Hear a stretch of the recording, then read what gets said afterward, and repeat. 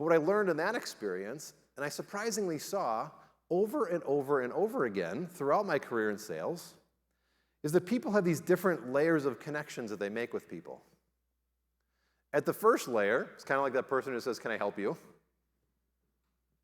This first layer is kind of like the person at a cocktail party when you're talking to them and they're just like looking around the room, looking for someone else. They're not actually engaged in the conversation. I simply call this the first layer connection.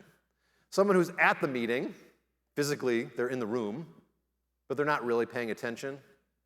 Just an order taker. If someone's got an order, like, "I want to buy, here's what I want," like, they can handle the process of that order very quickly.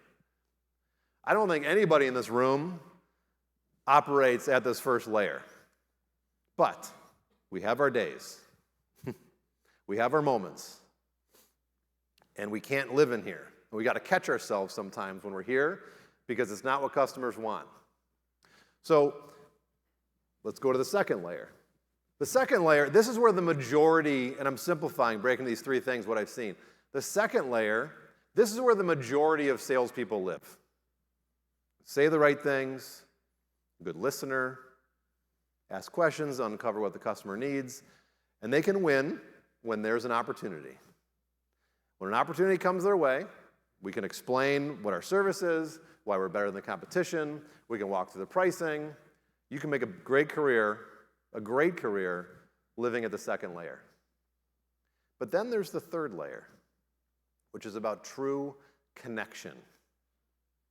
And some of you probably experienced this with some customers, but not others. And this connection makes a difference. See, the third layer, this is where you start uncovering the customer's goals. You understand their fears of how they run their business, things that they deal with on a day-to-day basis. You probably know what a lot of those are to get those comments out of them. You're a true expert in your industry.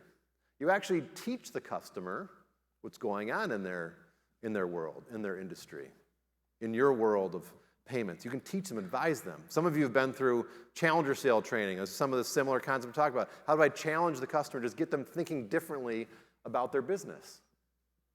When you operate at this third layer, these are the kind of people who create opportunities. Okay, it's not just customers come to them with something.